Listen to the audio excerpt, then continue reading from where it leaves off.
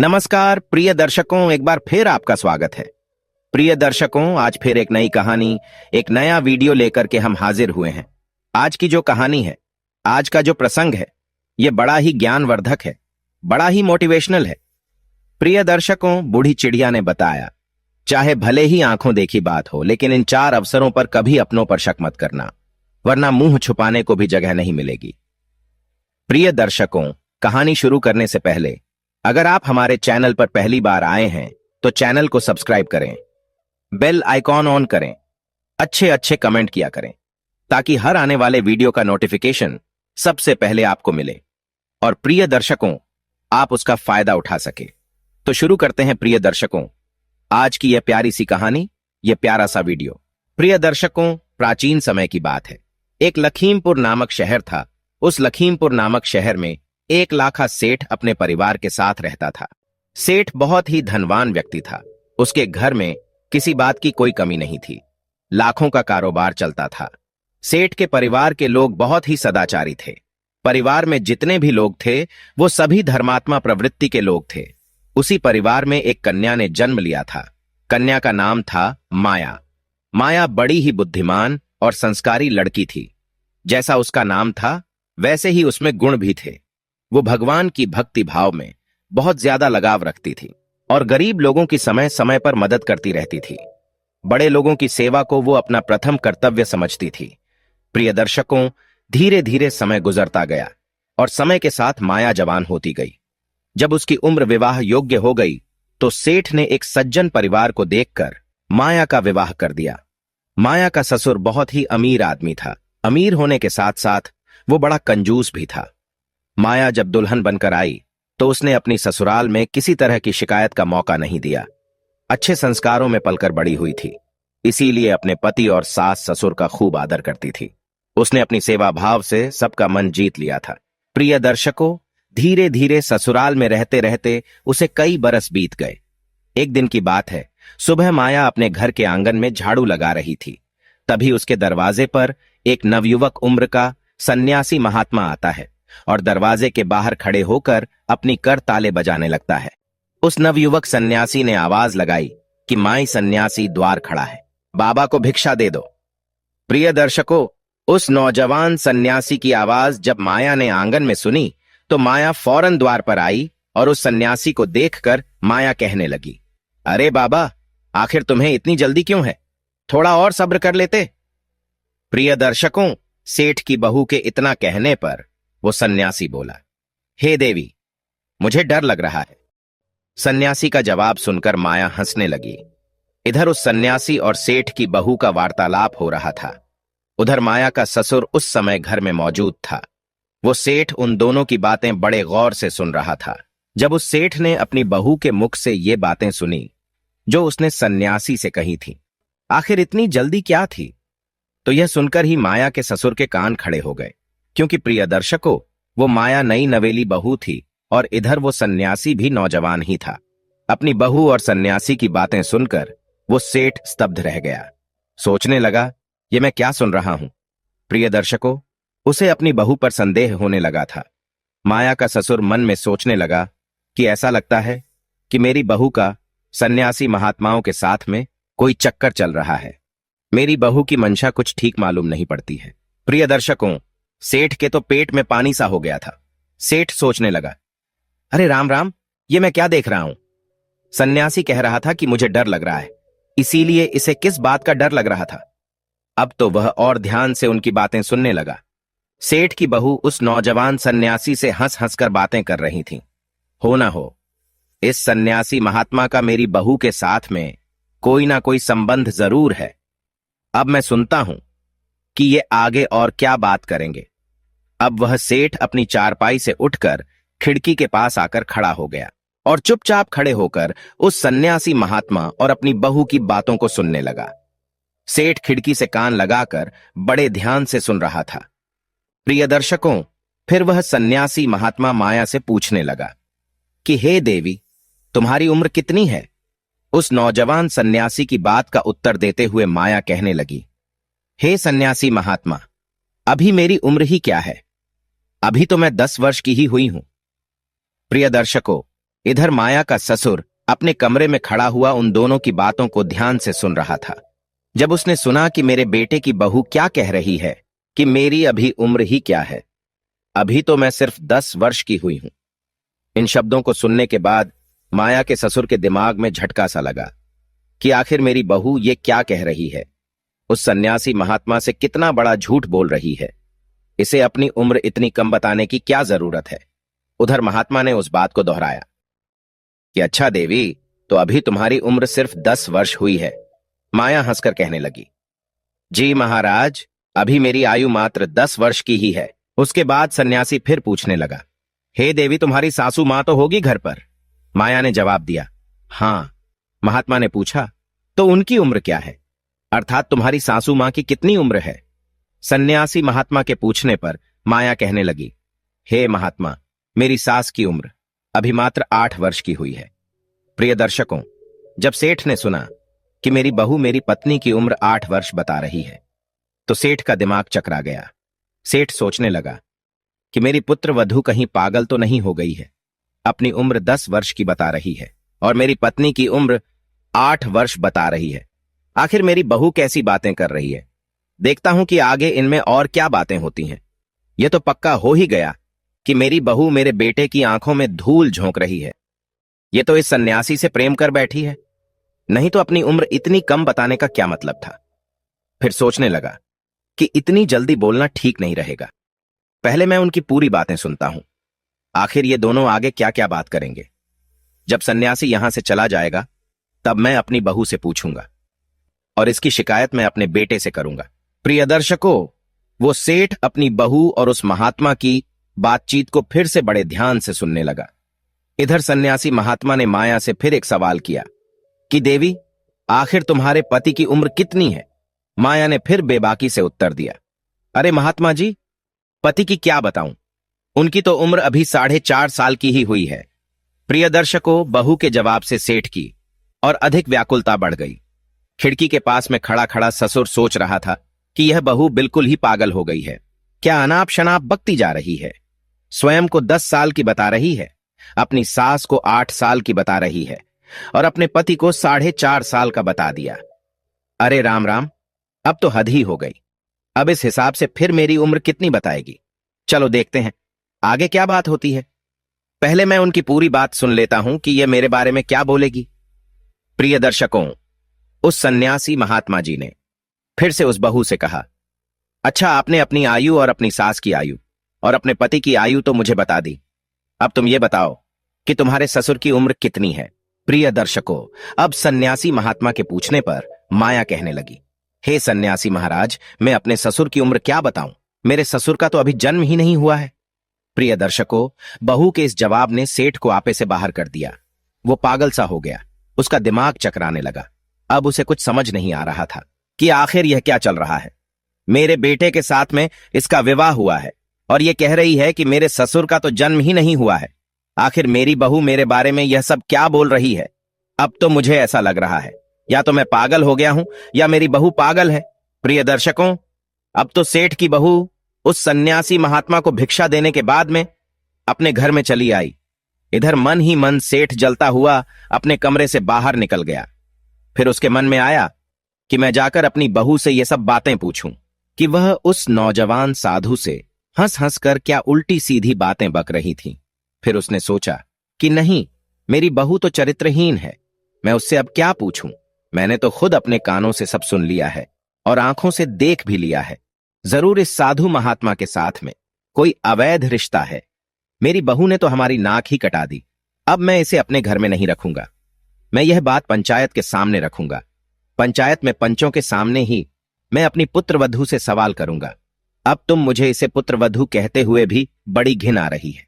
सेठ ने तुरंत माया के मां बाप के घर खबर भिजवा दी कि जैसे भी हो वैसे ही सीधे तुरंत चले आएं। प्रिय दर्शकों, ऐसा विचार करने के बाद वो सेठ अपने घर से निकलकर बाहर चला गया और घर से निकलने के बाद में सीधे पंचों की टोली में पहुंच गया। सेठ को आता देखकर पंचों ने पूछा, सेठ जी, आज इधर आने का क्या कारण है?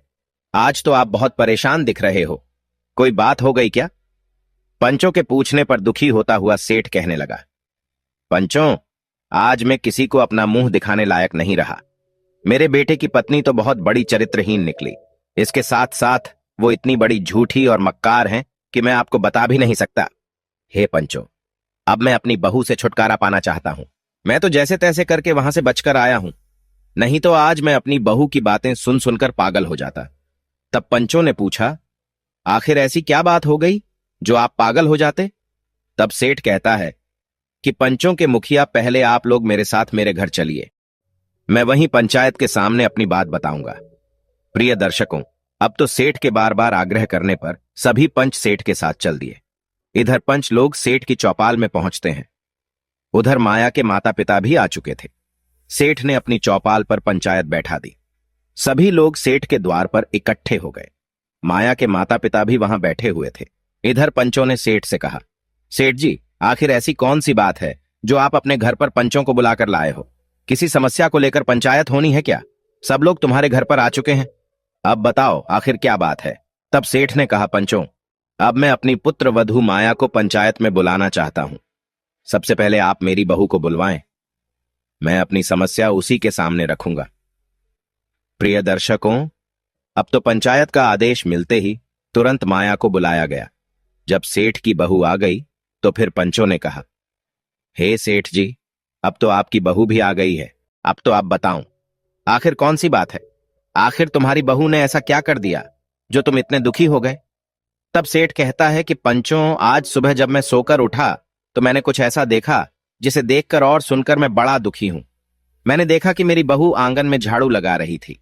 तभी दरवाजे पर एक नौजवान साधु आता है और दरवाजे के बाहर खड़ा होकर भिक्षा मांगने लगता है। जैसे ही उस सन्यासी महात्मा की आवाज मेरी बहू के कानों में पहुंची तो वह उसी समय भिक्षा लेकर द्वार पर गई।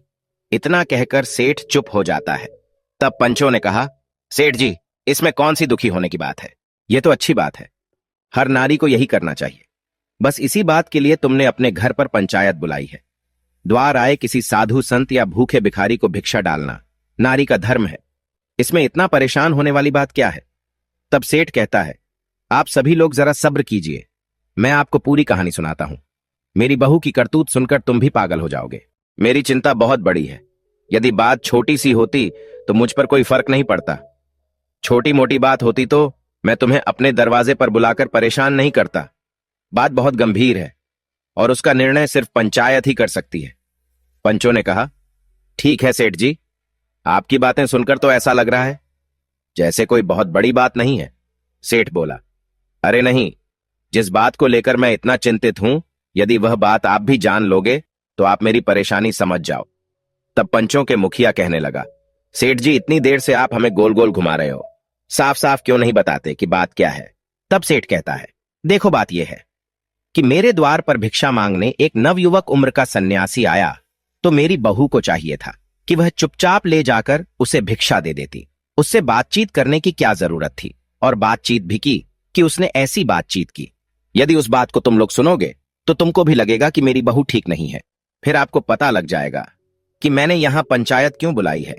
अब यह बात आप मेरी बहू के मुंह से ही सुनिए कि मेरी बहू और उस नौजवान सन्यासी में क्या बातचीत हुई थी। प्रिय दर्शकों, सेठ ने जब इतनी बात कही तो उसकी बहू कहने लगी, पिताजी, बताने के लिए तो मैं भी बता सकती हूं कि मेरे बीच और उस महात्मा जी के बीच में क्या बातचीत हुई थी, लेकिन पिताजी, घर में पंचायत आपने बुलाई है, इसलिए पहले आपका अधिकार बनता है कि आप ही बताएं। उसके बाद मैं आपका प्रत्येक सवाल का जवाब जरूर दूंगी। प्रिय दर्शकों, बहू की बात सुनने के बाद पांचों को भी लगा कि बहू ठीक कह रही है। तब पंचों ने कहा, सेठ जी, आप बात को इधर उधर मत घुमाइए, अपनी समस्या को आप ही बता दीजिए। आपको बहू से क्या परेशानी है? उसने ऐसा क्या कर दिया जो आपको इतनी बेचैनी हो रही है? क्या उसने कोई ऐसा कदम उठा लिया है जो समाज और मर्यादा के विरुद्ध है?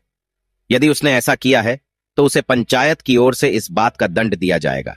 आप निश्चिंत रहिए, पहले आप पंचायत को पूरी बात बताएं। तब सेठ बोला, अरे भाई, बात कुछ ऐसी है जिसे बताने में मुझे बहुत लज्जा आ रही है। आपको तो पता है मैं इस गांव का बहुत ही इज्जतदार सेठ हूं, लेकिन मुझे तो ऐसा लगता है मेरी बहू ने मेरी सारी इज्जत मिट्टी में मिला दी है। मेरी सारी इज्जत मेरी बहू ने उस सन्यासी महात्मा से बात करते ही धूल में मिला दी। कुछ ऐसी बातें हैं जो ना तो कहने में आ रही हैं और ना आपको सुनकर अच्छी लगेंगी। इसलिए आप बहू से ही पूछ लीजिए।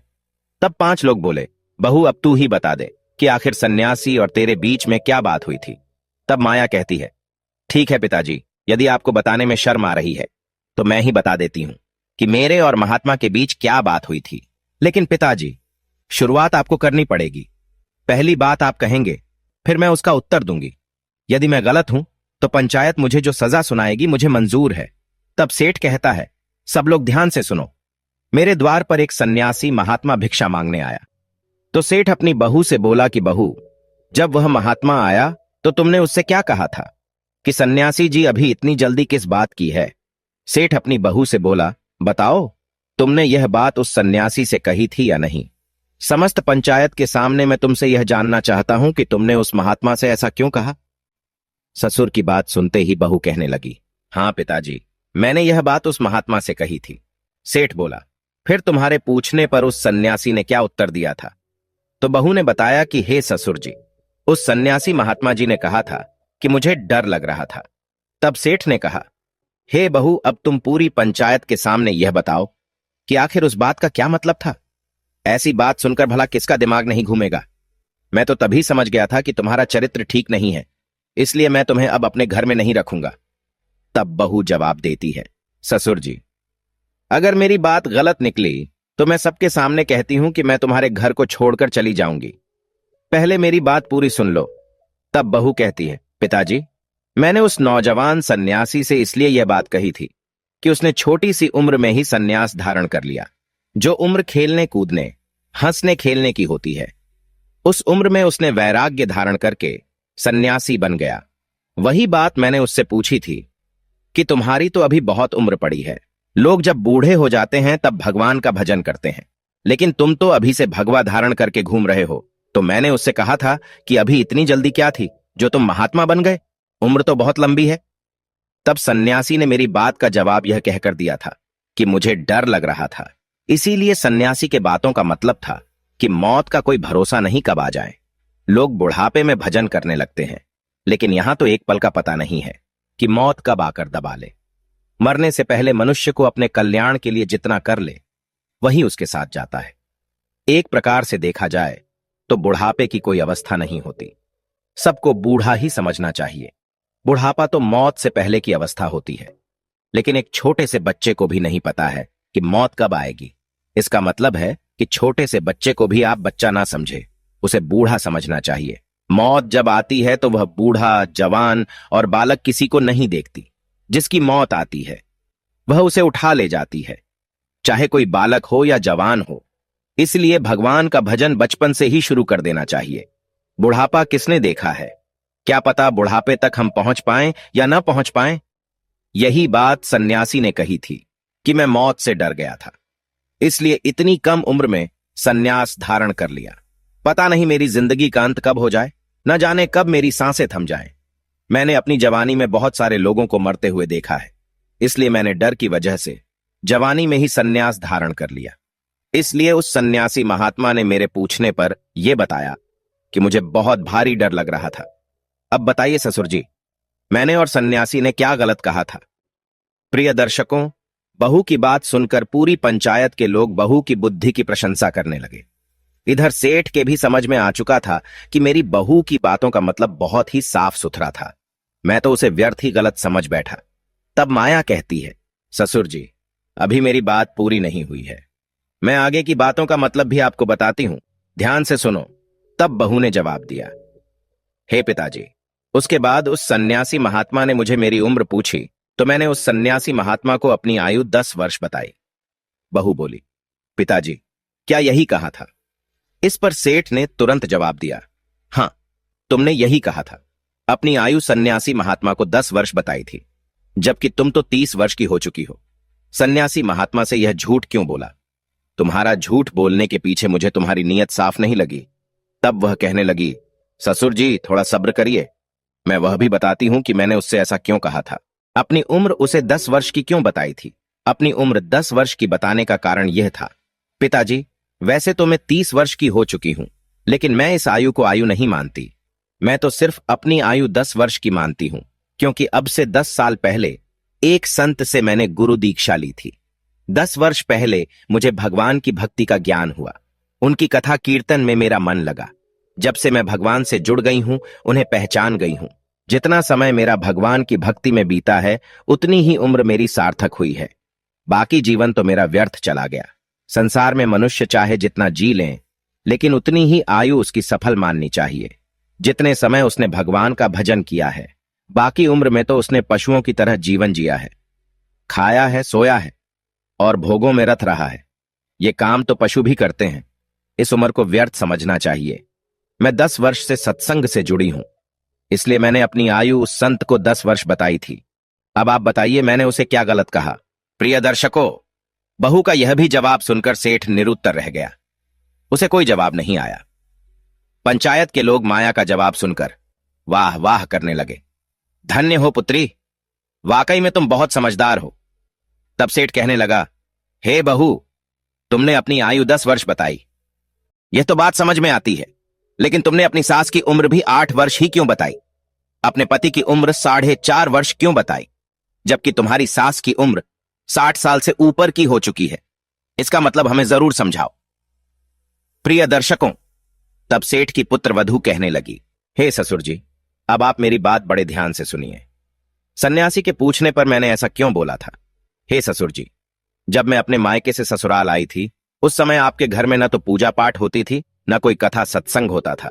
लेकिन मेरे कहने पर सासू मां उस दिन से सत्संग में जाने लगी, भगवान के भजन सुनने लगी और भगवान का भजन कीर्तन भी करने लगी। और उन्हें भजन कीर्तन करते हुए, सत्संग को सुनते हुए, भगवान का पूजा पाठ करते हुए 8 साल का समय हो गया है। इसलिए सन्यासी महात्मा के पूछने पर मैंने उन्हें बता दिया कि मेरी सासू मां की उम्र 8 वर्ष की हुई है।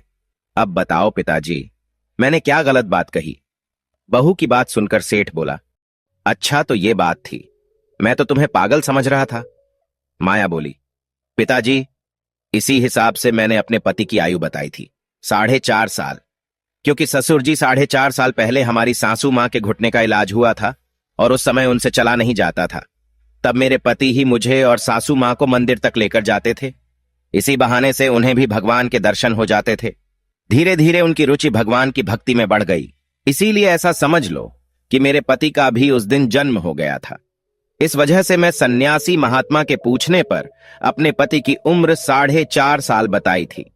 और पिताजी, अंत में बात आपकी, तो मैं आपके लिए इसलिए बताया था कि उनका जन्म नहीं हुआ है, क्योंकि पिताजी, जिस दिन से मैं ससुराल में आई हूं, तब से मैं देख रही हूं कि न तो आपने किसी से दीक्षा ली है और न ही कभी भगवान के मंदिर में कथा कीर्तन में जाते हो। और तो और आज तक आपने अपने हाथों से किसी प्रकार का कोई दान भी नहीं किया है, कोई पुण्य का कार्य नहीं किया है। आप धर्म कर्म से बिल्कुल दूर रहे हो। इसलिए मैंने आपको बोला था कि आपका अभी जन्म नहीं हुआ है। आपने अपनी जिंदगी में कभी 2 रुपए का दान नहीं किया है। तब सेठ कहता है, हे बहू, मैं पूरे दिन दुकान पर बैठा रहता हूं, व्यापार में लगा रहता हूं। मुझे पूजा पाठ करने का, कथा कीर्तन सुनने का समय ही नहीं मिल पाता है।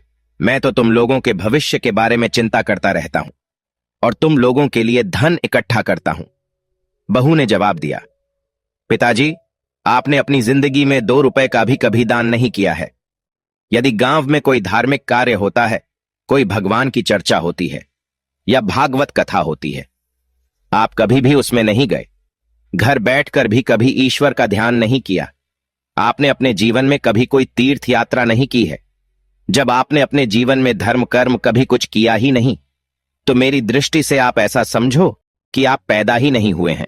इसीलिए वह सन्यासी महात्मा जी ने आपकी उम्र पूछी, तो मैंने सन्यासी महात्मा को बता दिया कि अभी तक मेरे ससुर जी का जन्म ही नहीं हुआ है।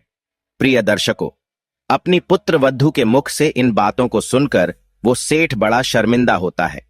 उसने पूरी पंचायत के सामने अपने दोनों कान पकड़कर अपनी बहू से क्षमा मांगी और अपनी बहू से कहता है, बेटी, मैंने तुम्हारे बारे में बहुत गलत सोचा था, मुझे क्षमा कर दो। तुम्हारी बातें सुनकर तो ऐसा लग रहा है कि मुझे तुम पर गर्व होना चाहिए कि तुम वास्तव में बड़ी बुद्धिमान हो। प्रिय दर्शकों, इसके बाद सभी पंचों से हाथ जोड़कर सेठ ने माफी मांगी और अपनी पुत्र वधू को लेकर घर के अंदर चला गया। घर आने के बाद सेठ ने अपनी पुत्र वधू से कहा कि पुत्री, आज तूने मेरी आंखें खोल दी। वास्तव में मेरा अभी तक जन्म नहीं हुआ है, अब मैं भी जन्म लेना चाहता हूं। ससुर की इतनी बात सुनते ही बहू कहने लगी, ससुर जी, यह तो बहुत ही अच्छी बात है। जब जागो तभी सवेरा। यह भी बहुत बड़ी बात होती है कि बुढ़ापे में ही सही कम से कम भगवान से तो जुड़ गए, वरना तो लोग पूरा जीवन निकाल देते हैं खाने सोने में, कभी भगवान का भजन नहीं करते। प्रिय दर्शकों, अगले दिन सेठ ने अपने मुनीम को अपने पास बुलाया और मुनीम से कहा कि मुनीम जी, हमारे गोदाम में जो बचा हुआ पिछले साल का अनाज पड़ा है, वह अनाज खराब हो चुका है। जो अनाज आज तक किसी व्यापारी ने नहीं खरीदा है, वह सारा अनाज बोरियों में भरवाकर बाहर निकलवा लो। उस अनाज को मैं गरीब और असहाय लोगों को दान में दूंगा। अब मैं अपनी बची हुई जिंदगी में अपने हाथों से खूब पुण्य का कार्य करना चाहता हूं। प्रिय दर्शकों, इस प्रकार सेठ के मुनीम ने पिछले साल का वह अनाज बोरियों में भरवाकर सेठ के दरवाजे पर लाकर रख दी। बारिश में भीगने की वजह से बेकार हो चुका था। सेठ ने सोचा कि इस बेकार अनाज को ही गरीबों में दान कर दूं। प्रिय दर्शकों, जैसे ही खराब गेहूं की बोरियां घर पर पहुंची तो उन बोरियों से बदबू आ रही थी। बदबू की वजह से सेठ की पुत्रवधू घर से निकलकर बाहर आई। माया ने घर के बाहर जाकर देखा कि खराब गेहूं की बोरियां भरी हैं। इस पर माया ने अपने ससुर से पूछा कि पिताजी, आपने यह अनाज की बोरियां किसके लिए मंगाई हैं? तब सेठ बताता है, बहू, कल आपने मेरी आंखें खोल दी थी। तुमने मुझे बता दिया था कि मैंने अभी तक जन्म नहीं लिया है, इसलिए कल से मैं भी दान पुण्य के कार्य करूंगा। इसलिए मैंने मुनीम से कहकर अपने गोदाम से यह गेहूं की बोरियां मंगवाई हैं। माया अपने ससुर की मंशा को समझ चुकी थी कि मेरे ससुर यह सड़ा हुआ दुर्गंध अनाज गरीबों को खिलाना चाहते हैं। प्रिय दर्शकों, माया बहुत समझदार थी। वो तो वहां से घर के अंदर चली गई और मन में सोचने लगी कि मेरे ससुर जी सुधरे तो हैं, लेकिन अभी पूरी तरह से नहीं सुधरे हैं। अब मुझे कुछ ऐसा करना चाहिए कि मेरे ससुर को अपने किए का ज्ञान हो जाए। काफी सोच विचार के बाद माया ने उन सड़े हुए गेहूं में से कुछ गेहूं निकाले और उन्हें कूट पीसकर उनका आटा बना लिया। फिर उस आटे की रोटियां बनाई। शाम को जब माया का ससुर भोजन करने के लिए आया तो माया ने उसे आटे की बनी रोटियां अपने ससुर को परोस दी। प्रिय दर्शकों, जैसे ही सेठ भोजन करने को बैठा तो सड़े हुए अनाज की रोटियां खाकर वह एकदम से उल्टी करने लगा और रोटियों से दुर्गंध आ रही थी। सेठ गुस्से में आकर चिल्लाने लगा, कहने लगा, बहू रानी, आज तुमने कैसी रोटियां बनाई हैं? आज तो रोटियों में से दुर्गंध क्यों आ रही है? मेरा सारा मुंह खराब हो गया। माया ने रसोई से ही पूछा, क्या बात है पिताजी? तो सेठ कहने लगा, बहू रानी, आज आपने कैसी रोटियां बनाई हैं? इस रोटी को खाते ही मुझे उल्टी आने लगी। आज तुमने कैसा भोजन बनाया है? ससुर की बात सुनकर बहू रसोई से बाहर निकलकर आई और कहने लगी, ससुर जी, मैंने तो ठीक वैसी ही रोटियां बनाई हैं जैसे मैं रोज बनाती हूं। तब सेठ बोला, नहीं नहीं बहू, जैसी तुम रोज रोटियां बनाती हो, आज वैसी नहीं बनी है। आज तो इस भोजन में बहुत दुर्गंध आ रही है। कहीं कोई जीव जंतु, कोई कीड़ा मकोड़ा तो नहीं गिर गया? तब माया कहती है, नहीं ससुर जी, मैंने तो अभी अभी अनाज पीसकर ताजी रोटियां बनाई हैं। सेठ बोला, तुमने कौन से गेहूं की रोटियां बनाई हैं? माया ने जवाब दिया, पिताजी, जो गेहूं आपने गोदाम से लाकर घर के बाहर रखे हैं, उन्हीं बोरियों में से मैंने कुछ गेहूं निकालकर आटा बना लिया। इस आटे की ये रोटियां बनाई हैं। प्रिय दर्शकों, सेठ को जैसे ही यह पता चला कि सड़े हुए गेहूं से रोटियां बनाई हैं, तो वह अपनी बहू पर चिल्लाने लगा कि बहू, तुमने उस सड़े हुए अनाज की रोटियां क्यों बनाई? मैंने तो वह अनाज गरीबों में दान करने के लिए लाया हूं। अपने खाने के लिए तो मैंने साफ सुथरा अनाज चौपाल में लगा रखा है। अपने ससुर की बात सुनकर बहू कहने लगी, पिताजी, मुझे पता था कि वह अनाज सड़ा हुआ है, इसीलिए तो मैंने सोचा कि मैं अभी से ऐसा खाना खाने की आपकी आदत बना दूं। तो ससुर ने पूछा, बहू, कैसी बात करती हो? कैसी आदत? किस आदत की बात कर रही हो? तब माया कहने लगी, ससुर जी, मैंने सुना है और हमारे वेद शास्त्र भी कहते हैं कि जैसा हम इस जन्म में किसी के लिए देते हैं, ठीक वैसा ही हमें अगले जन्म में मिलता है। इसीलिए ससुर जी, आज मैंने सोचा, इस जन्म में यदि आप गरीबों के लिए सड़ा गला हुआ अनाज का दान करेंगे तो अगले जन्म में हमारे लिए भी सड़ा गला हुआ ही खाने को मिलेगा। इसीलिए मैंने उस सड़े हुए गेहूं के आटे की रोटियां बनाई। हम अभी सीख जाएंगे, तभी तो हमारी सड़े हुए अनाज की रोटियां खाने की आदत बन पाएगी, क्योंकि हमें अगले जन्म में ऐसे ही अनाज की रोटियां खाने को मिलेगी। यदि हम किसी को सड़ा गला खिलाएंगे तो हमें भी अच्छा खाने का अधिकार नहीं है। परमात्मा हमेशा हमें वही लौटाता है जो हमने दिया है। तब सेठ बोला, पुत्री, आज मुझे तेरी इन बातों का मतलब ठीक तरह समझ में आ चुका है। सेठ ने फौरन अपने मुनीम को बुलाया और कहने लगा कि इन गेहूं की बोरियों को ले जाकर किसी शहर के बाहर कूड़े के ढेर पर फेंक दो, और जो हमारे गोदाम में अच्छे वाले अनाज की बोरियां लगी हैं उन्हें ले आओ। सेठ की बात सुनकर मुनीम भी बड़ा हैरान था। कहने लगा, मालिक ऐसा क्या हो गया? आपने तो ये अनाज गरीबों में बांटने के लिए मंगवाया था, क्या आपने अपने विचार बदल दिए हैं? तब सेठ ने समझाया, मुनीम जी, मेरे विचार नहीं बदले हैं, बल्कि आज मुझे पता चल गया है, जैसा हम दूसरों को खिलाते हैं वैसा ही हमें अगले जन्म में खाने को मिलता है। प्रिय दर्शकों, सेठ ने वह सड़ा हुआ अनाज कचरे में फेंकवा दिया और उसकी जगह पर अच्छे गेहूं की बोरियां घर पर मंगा दी। प्रिय दर्शकों, अगले दिन सेठ ने उस अनाज को 20 से 25 किलो अनाज दान करने की पूरी नगर में घोषणा करवा दी। अब तो नगर के सभी भूखे गरीब लोग सेठ के घर के बाहर आकर जमा हो गए। सेठ समाज के गरीबों में दान करने लगा। प्रिय दर्शकों, इधर तो सेठ गरीब लोगों ने गेहूं की बोरियां दान कर रहा था, उधर माया ने अपनी सास से कहा, मां जी, आप जाकर आस पड़ोस की स्त्रियों को बुलाकर ले आओ। तो सास ने पूछा, बहू, आखिर आस पड़ोस की स्त्रियों को बुलाकर तुम क्या करोगी? तब माया समझाने लगी कि माता जी, पहले आप उन्हें बुलाकर लाओ, तब मैं आपको बता दूंगी कि महिलाओं को क्यों बुलाना है। प्रिय दर्शकों, बहू की बात मानकर सास पड़ोस की महिलाओं को बुलाने चली गई। इधर माया ढोलक लेकर अपने घर के आंगन में बैठ गई। इधर माया के साथ साथ पड़ोस की सभी महिलाएं भी आ गईं। तब सभी ने पूछा कि बहू रानी, आखिर क्या बात है? तब माया कहने लगी कि आप सभी के साथ मिलकर बधाइयां गानी हैं, क्योंकि आज मेरे ससुर का जन्म हुआ है। प्रिय दर्शकों, इधर घर के बाहर सेठ दान पुण्य करने में लगा था और इधर घर के अंदर स्त्रियां ससुर के पैदा होने के गीत गा रही थीं, क्योंकि आज माया का ससुर भगवान के बताए मार्ग पर चलने लगा था। प्रिय दर्शकों, मनुष्य का जन्म तभी सफल माना जाता है जब वह भगवान को पहचान जाता है, भगवान के बताए मार्ग पर चलने लगता है। कहते हैं, बिना धर्म कर्म के मनुष्य पशु के समान होता है, धर्म बिन इंसान पशु समान है। प्रिय दर्शकों, हमारी आज की कहानी यहां समाप्त होती है। हम उम्मीद करते हैं कि आपको हमारी आज की यह कहानी, आज का यह वीडियो पसंद आया होगा और आप इससे ढेर सारी प्रेरणा लेंगे। मिलते हैं अगली ज्ञान चर्चा के साथ अगले वीडियो में। तब तक के लिए नमस्कार, धन्यवाद।